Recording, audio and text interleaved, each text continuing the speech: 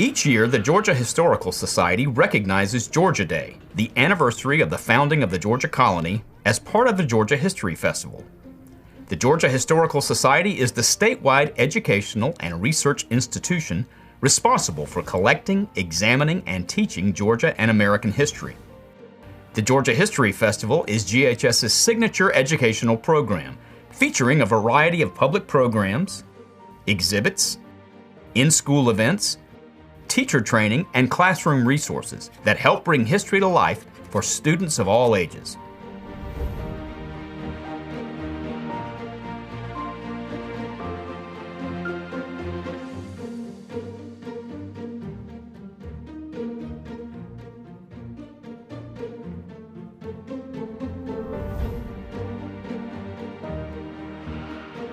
Who was James Oglethorpe?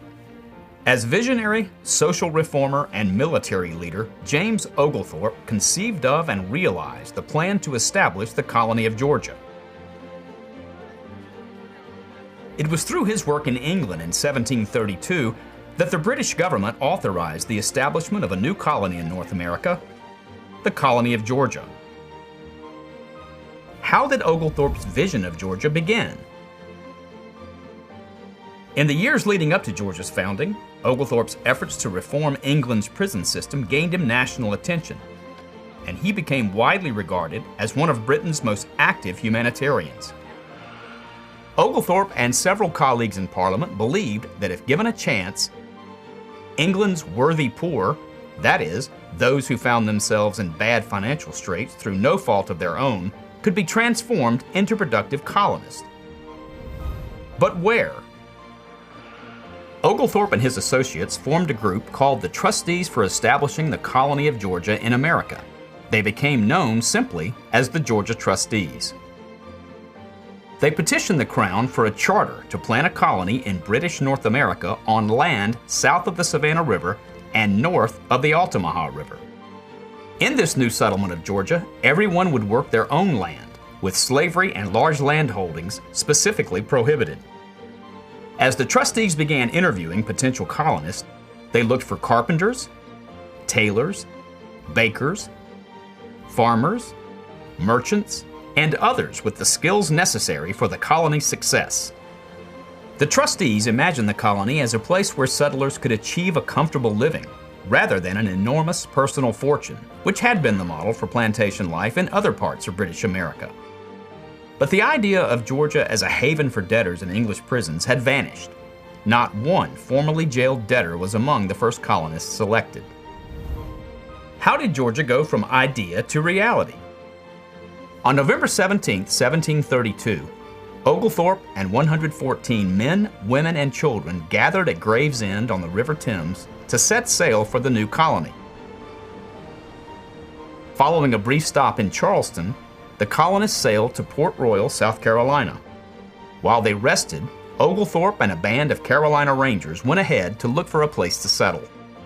On February 12, 1733, they landed at Yamacraw Bluff, 17 miles inland from the mouth of the Savannah River. Oglethorpe immediately struck up a friendship with the Yamacraw chief, Tomochichi, beginning a long and close relationship between the two. With the help of militia and enslaved African Americans from South Carolina, the pine forest was quickly cleared, and Oglethorpe laid out a plan for the new town of Savannah. His distinctive pattern of streets and public squares soon became a reality. Living up to the motto of Georgia's trustees, non sibi sed aliis, not for self but for others, Oglethorpe worked tirelessly on behalf of the colony during the initial months. Sometimes violating trustee policy, Oglethorpe permitted Jews, Lutheran Salzburgers, and other persecuted religious minorities to settle. And while enslaved labor was used to help clear land for the new city, Oglethorpe remained committed to opposing the ownership of enslaved people by Georgia colonists. He also befriended Mary Musgrove, the daughter of an English trader and a Creek Indian mother who was related to two Creek leaders. Musgrove served as a critical cultural go-between for the colonial government and the Native American community in Georgia's early days. What kind of leader was Oglethorpe? Oglethorpe had come to Georgia with no formal title other than trustee. Although he could not hold office, he was clearly the leader of the colony, subject to instructions and rules as set forth by the trustees back in London. In recognition of his role, he is almost universally regarded as Georgia's first governor, though he never held that title.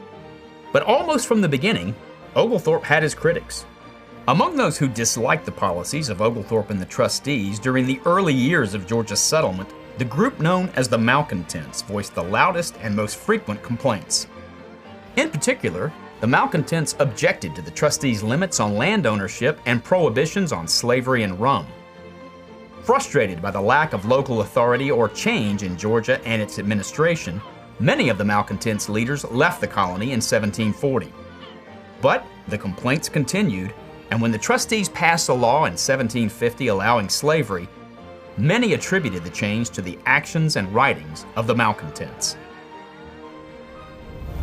How did Georgia serve as a military buffer between the Spanish and British colonies? Despite its charitable origins, Georgia was also a military buffer designed to protect Britain's southern colonies. As the Spanish military presence in St. Augustine, Florida grew, the threat of Spanish invasion heightened, and Oglethorpe focused his efforts on the defense of Georgia. In 1740, Oglethorpe assembled an invasion force with the goal of capturing the Spanish fortress at St. Augustine. Unfortunately, the siege failed, forcing Oglethorpe back to St. Simon's Island to await the Spanish counterattack that he knew would follow. He was right. In July 1742, ships bearing thousands of Spanish troops landed on the south end of St. Simon's Island. Oglethorpe defeated the Spanish at the Battle of Bloody Marsh on July 7, 1742. Never again would Spanish forces attack Britain's colonies on the east coast of America. As a result, Oglethorpe became a national hero in England, and King George II promoted him to brigadier general in His Majesty's army. In 1743, Oglethorpe left Georgia, never to return. But he continued to serve as a trustee. The trustees gradually relaxed their restrictions on land ownership and slavery. From 1752 to 1776, Georgia was led by 3 royal governors, including James Wright, and a representative assembly, before gaining independence as an American state. Though no longer part of the British Empire, Georgia would flourish in the United States, in part because of the vision of Oglethorpe and the Georgia trustees.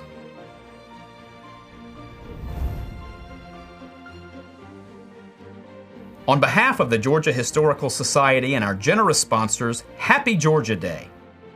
Wherever you go, we hope you strive to live by the motto of the original Georgia trustees, Non sibi sed alis, not for self, but for others. Happy Georgia Day from all of us at Chick-fil-A. Wishing everyone a happy Georgia Day from Hyundai Motor Plant, America, HMGMA. Happy Georgia Day from all of us and our Home Depot family. On behalf of Gulfstream's 13,000 employees living and working in the great state of Georgia, we wish you a happy Georgia Day. Happy Georgia Day from everybody at Georgia Power.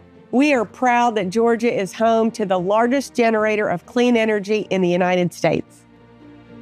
It's a great day in the great state of Georgia. Let's make the most of it. Happy Georgia Day from all of us at South State Bank.